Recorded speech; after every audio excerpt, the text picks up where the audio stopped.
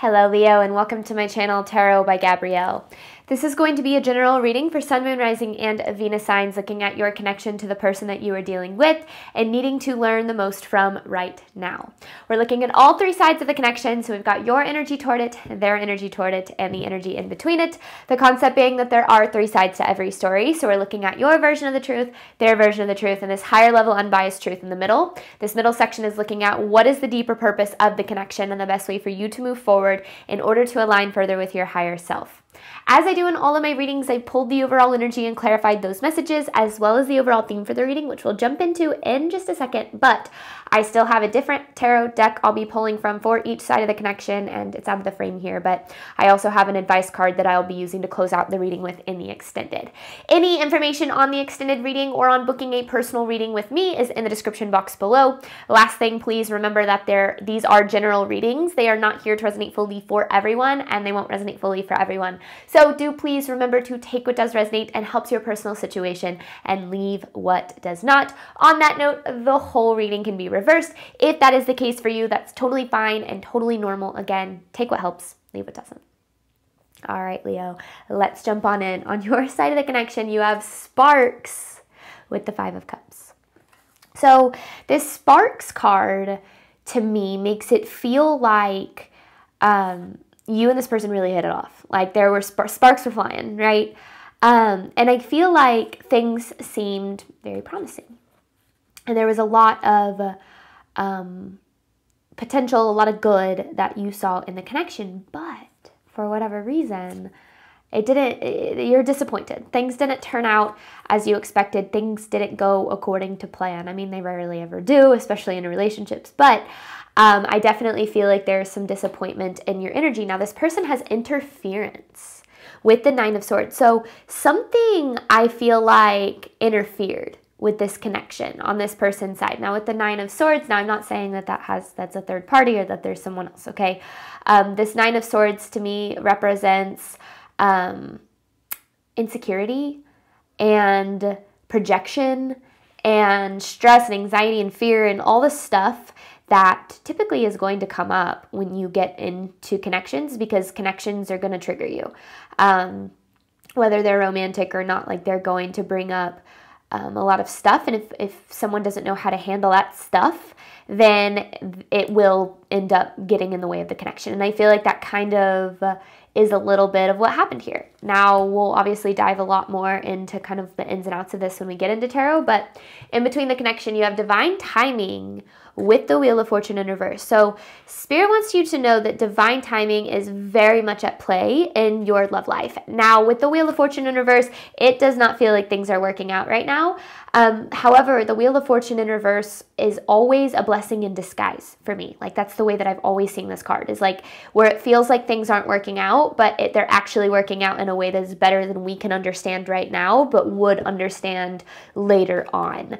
The overall theme of the reading is let go of control issues and allow the situation to fold naturally. You know, when things aren't going the way that we expected, we often have a tendency to kind of jump in and say, well, what can I do to change the outcome? Or what can I do to make this person love me better, or show up for this connection, or change their mind, or just whatever the case might be. And when we're trying to control or change an outcome, there's always this fear involved. It's this fear that we're never going to have what it is that we need and love, that we're never going to be loved in the way that we truly, truly desire.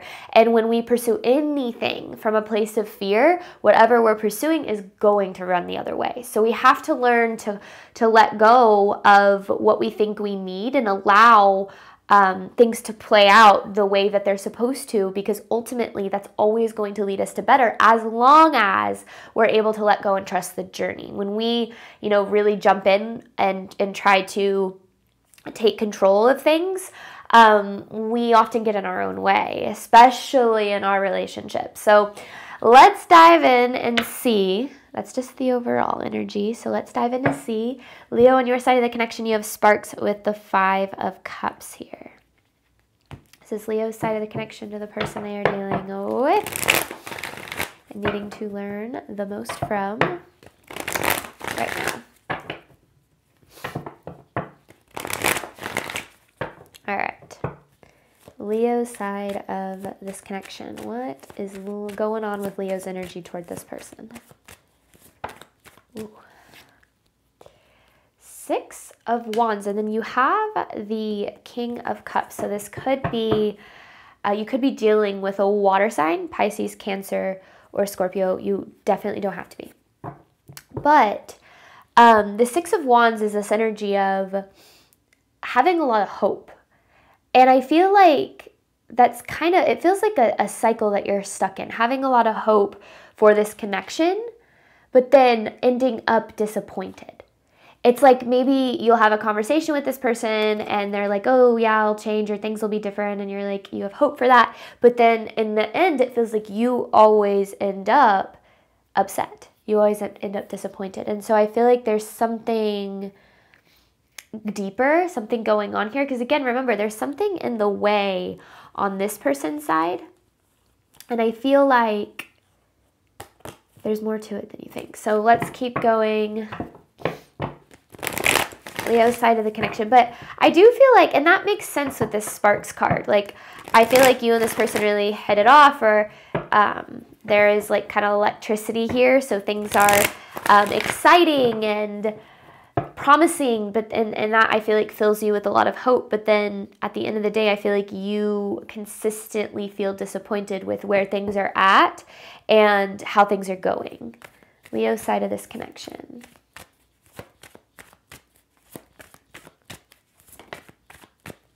The Lovers in reverse.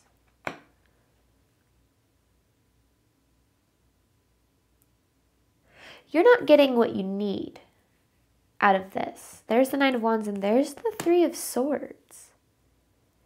In fact, not only do I feel like you're not getting what you need, but you keep ending up hurt. The 3 of Swords energy. You keep ending up hurt in this connection. And I feel like it's not a lack of effort necessarily, because I do feel like you're doing what you feel you can to make this work. But with the Lovers in reverse, this is, to me, an energy of something that doesn't align with your worth or with what you're deserving of experiencing. So whether it's treatment or the way that this person shows up in this connection or doesn't show up in this connection, it feels like, I mean, for lack of a better word or term or phrase, it feels like you are kind of consistently getting the short end of the stick here. And I feel like there's, I don't know, there's something deeper going on. Because, I mean, this 9 of Wands is kind of this energy of like, here we go again, like we're going around again. Like it's like a cycle that it feels like it's going to end, but then it starts all over. And that's where that hope, it's like hope, disappointment, hope, disappointment. And there is something that I often talk about in connections called the hope, disappointment, or that I have termed the hope, disappointment cycle, which I feel is kind of what's coming through here. It's like this hope that things are going to change, that someone's going to change, that we're finally going to be treated like we deserve. But then that hope never comes true and we're eventually met with disappointment. But then something happens that fills us with hope again, and we have this, idea, okay, this time's going to be different. This time things will, this person will change. And all the while, our needs aren't being met and we're not getting what it is that we deserve, but we're holding out hope for the day that we do, the day that the other person finally decides to step up. And I feel like you've just been in this cycle of like hope, disappointment, hope, disappointment, hope, disappointment. And it's left you feeling not very good, a little heartbroken here.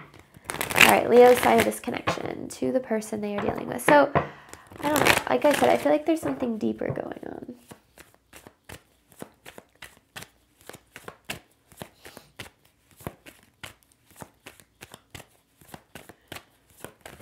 Whoa.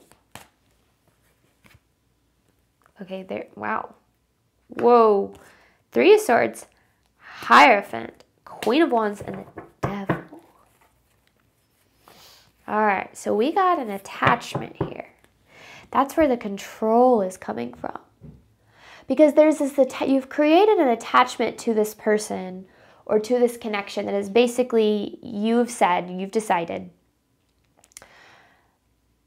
it has to be this person, because if it's not this person, I will never have the opportunity to experience the kind of love that I desire.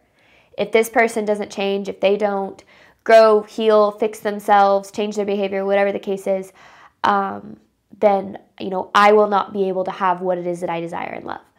So in a way, you have given this person the decision of whether or not you can be loved.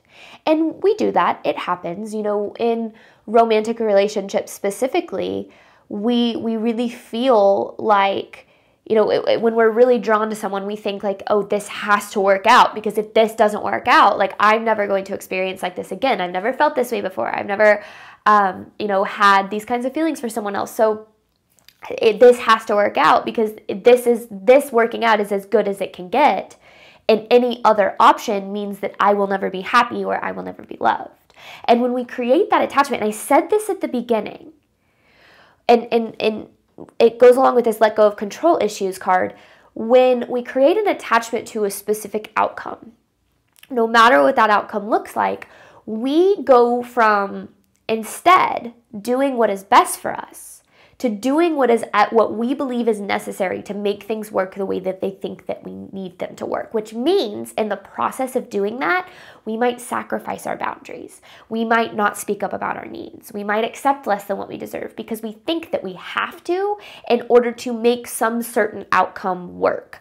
And I feel like that's what keeps happening in this connection, because with this Hierophant here, the universe is saying you need a different perspective in your approach to this connection, because the attachment that you've created to this person and like to the outcome of this connection, which I'm not blaming you for, I'm not saying you've done anything wrong. Attachments are very, very common, but they can cause a lot of problems, because the difference between attachment and connection is attachment basically says, I need you to love me in order for me to know that I'm lovable, in order for me to be loved, in order for me to experience love.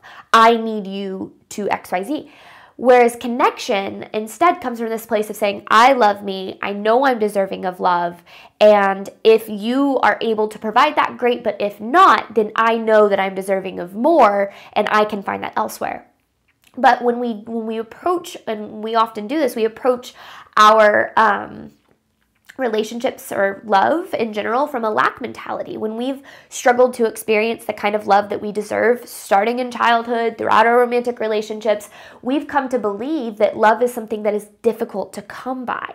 And it's not, but when we have that belief, we will experience that in our relationships. So what we will do is we'll cling to as good as we think it can get for us, because in our mind, that's all there is. And we don't think that anything else is possible. But I feel like that's where the control issues come into play, or not saying you have issues, but where the control comes into play is where you start to try to make yourself be whatever you think you need to be in order for this person in particular to love you or to treat you well or whatever the case is, when in reality, you don't need to prove to anybody that you are deserving of being loved and treated well. It's just that in your mind, you think that if it's not this person, it's not going to be as good as it could be. I see this a lot when people have a tendency to declare someone as like their twin flame or their soulmate. They say, if it's not this person, I will never be able to experience the kind of love I ultimately deserve. And I get that because I've been there. I dealt with someone who I thought was a twin flame for a very long time, and this person played a significant role in my life. I woke up because of that connection. Stepped onto a spiritual path because of that connection. But that connection was never actually about romance. It was about, or it certainly wasn't about that person loving me or me loving them. It was about me learning to love myself so that I could attract a connection that did that well. And that's exactly what happened. I met my fiance, and he's hands down, I've never been treated this way before, but it's interesting thinking back to how I had it in my mind for so long, where it was like, I need to be loved by this person, because if this person doesn't love me, I'm never going to get to be loved. And I was so wrong about that for so long. And I know that in general, there's the devil, we often have a tendency to block ourselves off to what's better for us because we hold on to as good as we think it can get, which is where the things not working out, blessing in disguise, divine protection, all of those things, that's really, really hard to see and feel in the moment. But when we get to wherever it's taking us, we can usually look back and say, you know, some of God's greatest gifts are unanswered prayers. Some of the things that don't work out are actually working out for the better. Not saying that's exactly what's happening here, but just concepts to think about while you're on this path. Okay, this person's energy toward Leo interference with the 9 of Swords. What does a Leo need to know about this person's energy toward them?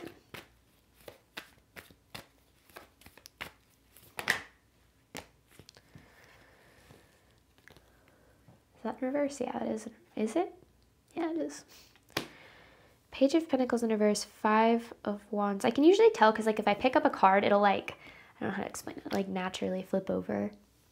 It just intuitively feels that way. Okay, Page of Pentacles in reverse, 5 of Wands.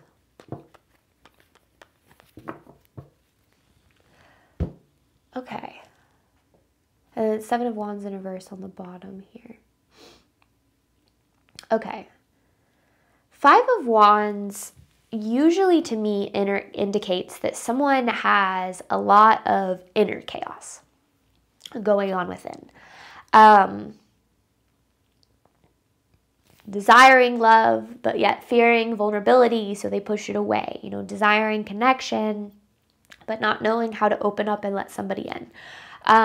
That is so common in relationships. You know, at the core of us as human beings, we desire love and connection. We desire to connect with other human beings on a deep level because human connection is just an innate desire that we all have.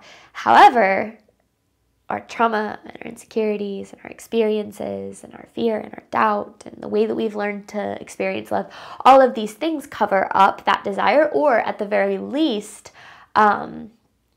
affect our ability to show up properly for that desire. So it's interesting because I feel like this person, it's like they're at war with themselves within, and that sounds kind of dramatic, but I feel like they have this I desire the kind of love that Leo provides, or I desire the kind of connection that this could be, but with the 9 of Swords, I have these fears, I have these insecurities, I don't know how to let people in, this really challenges me, and I don't like being challenged because that requires me to face myself, and I don't want to face myself because that opens up, so there's so much that goes into it. Now, one of the things that, I want to make very clear is I'm not sitting here saying that this person is consciously thinking about all of this stuff, because 95% of our movements, choices, and decisions stem from our subconscious. Only 5% of the way we interact with our reality is conscious level decision making. Now, our experiences that we go through, our trauma, our relationships, which kind of falls under the category of experiences, all of these things determine these beliefs that we acquire about ourselves, such as love can't last, or love only ends in pain, or letting someone in only means disaster, or I'm not lovable, or I'm not good enough, or I'm not capable of love. And when we acquire these beliefs, if we are not aware of them, and I said this at the beginning, if we are not aware of our stuff is going to take over, and it's going to be the driving force of our decisions in our relationships and really in our life in general.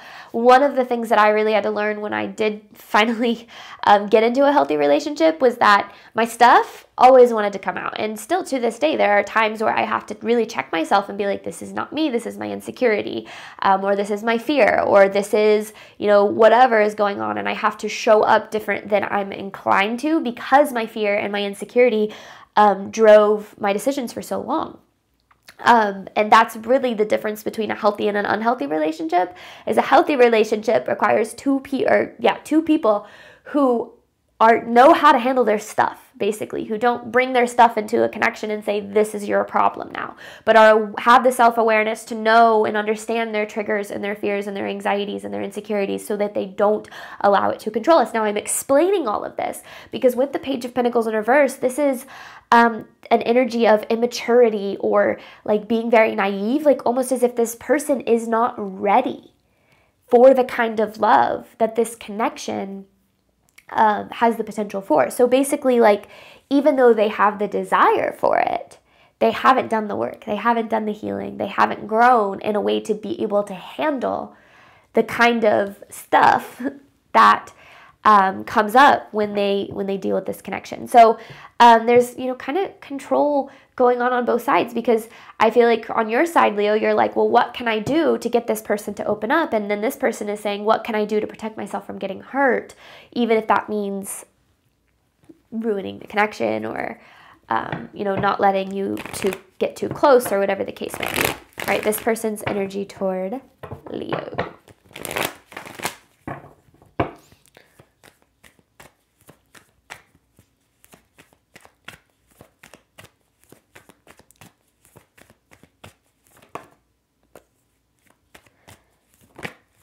So what do you need to know, Leo?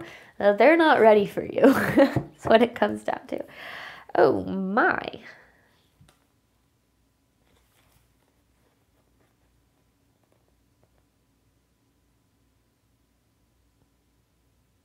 Okay. 3 of Wands in reverse. Judgment in reverse. I mean, there's so many. I was like sitting here because there's so many reverse cards. I was like, is this upside down? But then you have this Hierophant upright.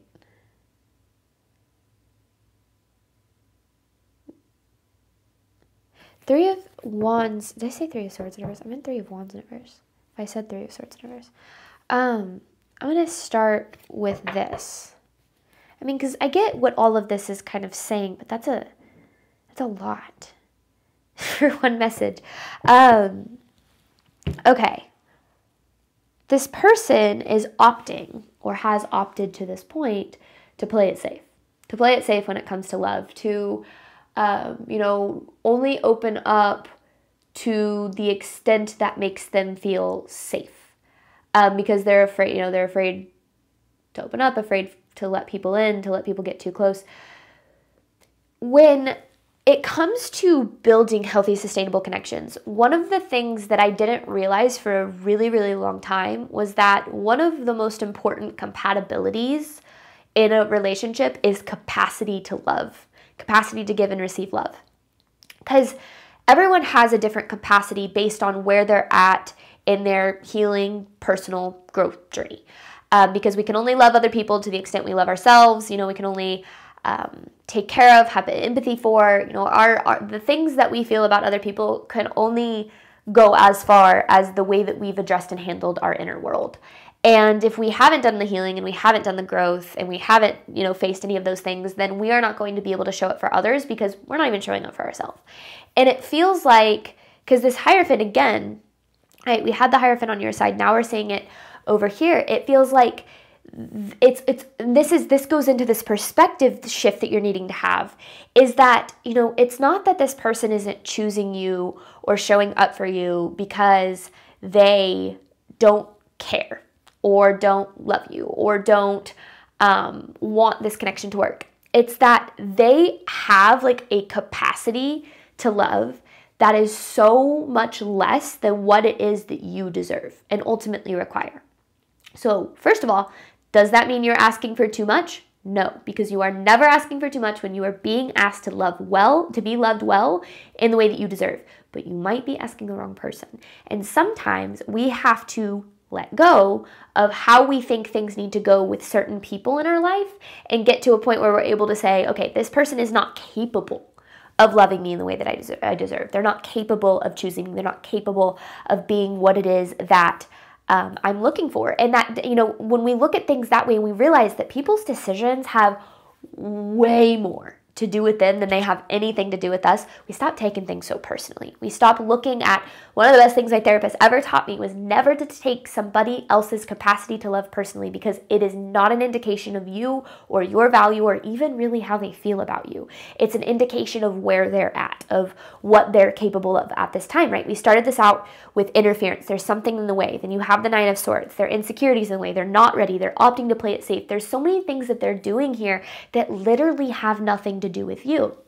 Now, when you're dealing with people like this, typically what happens is they look for surface level connections. They look for people that don't require them to open up or be vulnerable or face themselves or dig deep, because it's easier for them to stay on the surface. But for you, Leo, you require more than that. You want intimacy, you want depth, you want emotional connection. And therefore, it's not about somebody loving you, okay? I've been saying this a lot recently, but of course somebody loves you. You are lovable. So it's not about somebody loving you.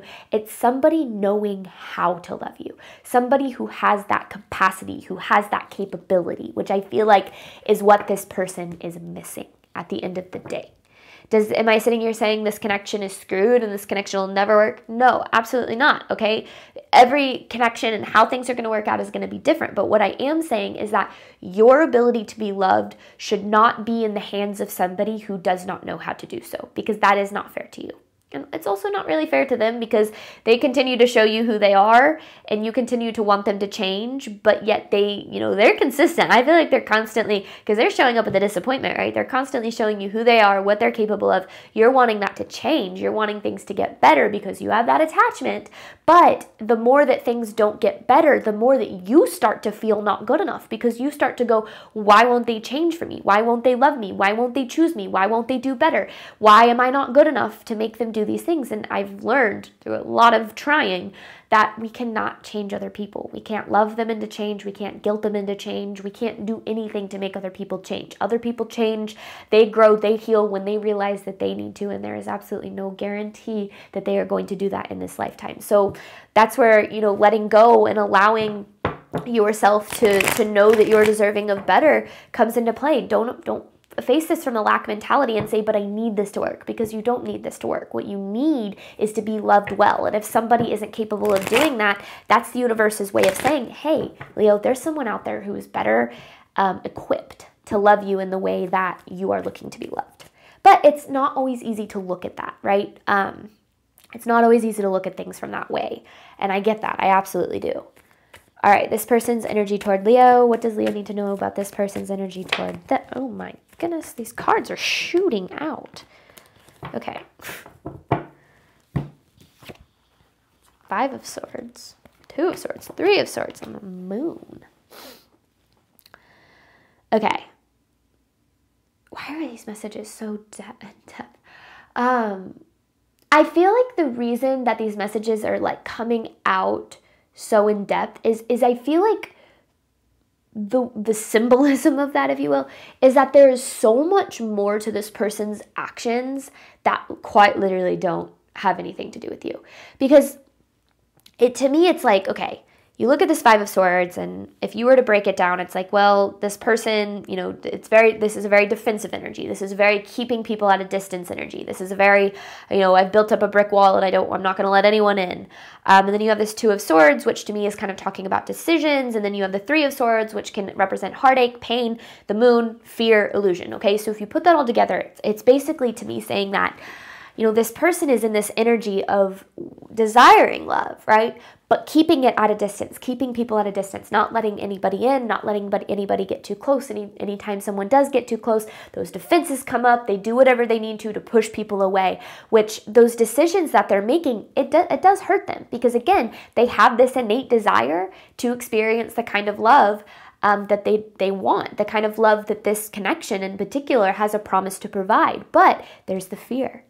But what if I let people in? What if I get hurt? What if I open up? What if I get screwed over? What if I'm not good? What if I open up and this person sees that I'm not good enough? So instead of going down that road of, seeing what could happen, it's, well, I just don't want to deal with any of it. I don't want to deal with any of it. So I'm going to just opt to play it safe, opt to back away, opt to, keep this person hanging on, but not let them get too close. And, I think that when you're dealing with somebody like that, you're dealing with someone who is struggling with themselves. They're not struggling with whether or not you're good enough. They're not struggling with whether or not you are lovable, okay? Now, on the outside, I've learned that when people are determined to push like other people away, they will literally come up with any reason for something to be wrong in order to do so.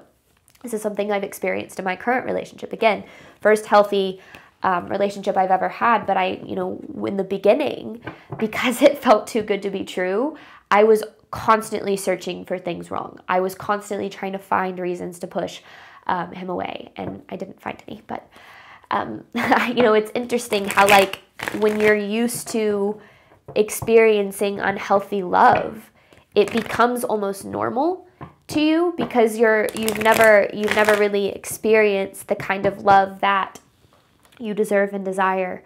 And there would be things, I would bring things to my therapist and I'd be like, but what about this? But what if like something happens down the road? And my therapist literally had told me over and over again, like, you can't do that. You can't catastrophize something that hasn't happened yet. And I think that when you're dealing with someone who is emotionally closed off and doesn't want to let people in, they're always thinking like in worst case scenario, and it makes them uncomfortable, so they don't even want to deal with it. And there's, again, so much going on that has literally nothing to do with you. And I feel like it's important for you to know that specifically in this connection so that you can make the best decisions for you instead of trying to get this person to make the best decisions, for them or for you. Because that will always leave you feeling inadequate. In between this connection, you have divine timing with the Wheel of Fortune in reverse. I'm going to hop on over to the extended. We're going to look at the deeper purpose of the connection, the best way for you to move forward in order to align further with your higher self. I've got an advice card to pull from your spiritual team at the very end. Thank you so much, Leo, as always, for your support of my channel. I do hope that this reading helped and resonated with you in a way that you were needing today. And as always, Leo, I wish you nothing but love and healing on your journey moving forward. All right, bye, Leo.